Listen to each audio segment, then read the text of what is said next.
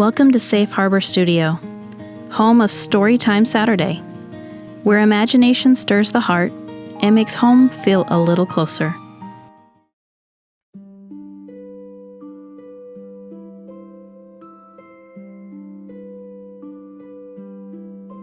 On a quiet winter morning, the Queen sat by her ebony window, sewing as the snow drifted softly outside. All was still, and the world was hushed in white. As she sewed, the needle pricked her finger, and a drop of blood fell upon the snow on the windowsill. The red was striking against the pure snow. I wish for a child with skin as white as snow, lips as red as blood, and hair as black as this ebony window. But the good queen did not live long, and the king remarried a beautiful, vain, and cruel woman. She was obsessed with beauty above all things. She kept a magic mirror and often asked, "Mirror, mirror on the wall, who's the fairest of us all?" Snow White is the fairest one of all. Jealousy consumed the queen. She summoned the huntsman, a lazy but terrifying man, and ordered, "Huntsman, take the girl to the forest and do not let her return." The huntsman took Snow White deep into the woods, but instead of doing what the queen said, he waved her away with a sly smile. Go on. Carry on, gal. Take a walk through the forest. Who knows what you might find there? Believing the wolves or other wild creatures would handle his task, he returned to the queen with a lie. Snow White wandered deeper into the forest, afraid and alone.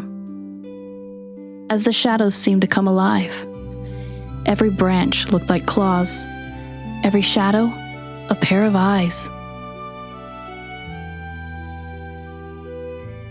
At last, she came upon a tiny cottage hidden among the trees. It looked like something from a dream. Inside, everything was tiny and perfectly kept. Exhausted and feeling safe for the first time, Snow White lay across the beds and fell asleep. That night, the dwarves returned from the mines and found a surprise. "Look, someone is sleeping in our beds." She looked peaceful, like a forest angel. When she awoke, she told them her story, and the kind dwarves offered her a home. "Stay with us. Keep our home. No harm will come to you." 14 years passed, and Snow White grew in beauty and kindness, helping with the dwarves with every chore and learning everything they taught with a willing heart. The forest had become her home. One sunny morning, she and a few of the dwarves went out to pick berries. Suddenly, a great bear emerged from the shadows. The dwarves froze in fear, and Snow White couldn't move. Stay back! The brave shepherd drove the beast away. Snow White had never seen someone so fearless. "Oh, thank you. You saved me." He only smiled and said nothing. From that day on, the shepherd began to visit the cottage often. Watching her kindness, his admiration turned to love. When the time was right, he asked for her hand in marriage. The dwarves prepared a joyful wedding in the forest they all called home. Their vows were simple, and their hearts were full. The morning after their wedding, the shepherd stood beside Snow White, ready to tell her the truth. I am not only a shepherd, I am the crown prince of the kingdom. I lived as a shepherd to walk among the people, so I may be a just ruler and have wisdom when leading them. I will prepare our home and return for you, my love. With a final promise to return, the prince rode away.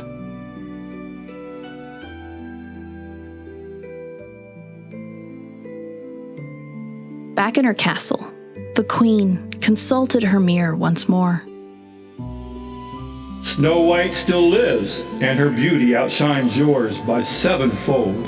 Her pride turned to wrath, and she disguised herself as a harmless old peddler woman. With each disguise, her wickedness grew deeper. First, she brought a silken sash. Oh, wow. What a beautiful sash.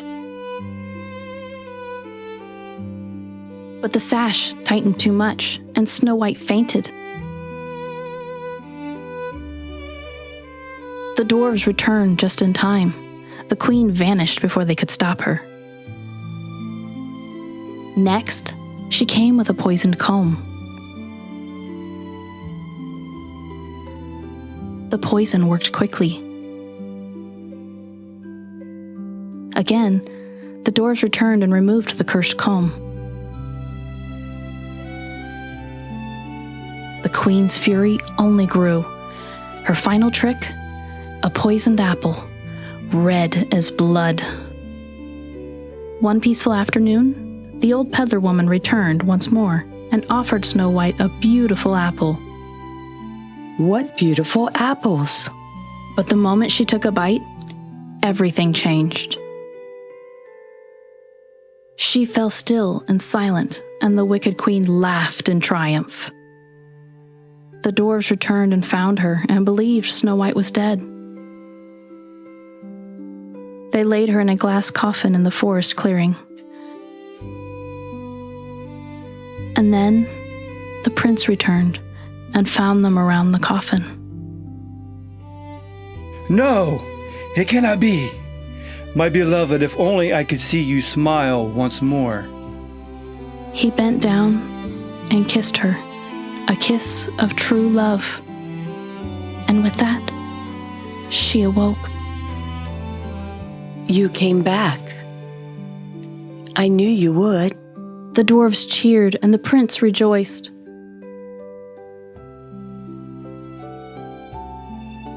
The whole kingdom gave a grand celebration as they returned to the prince's castle.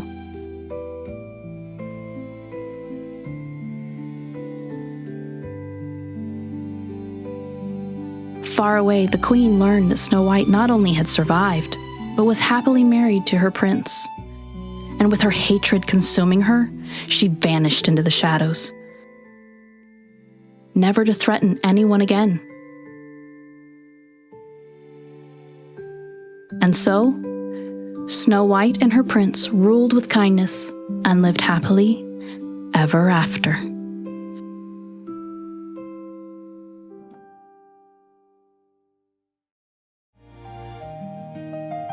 We hope you enjoyed today's Storytime Saturday. Until next time, keep imagining, keep smiling, and keep a little piece of home in your heart.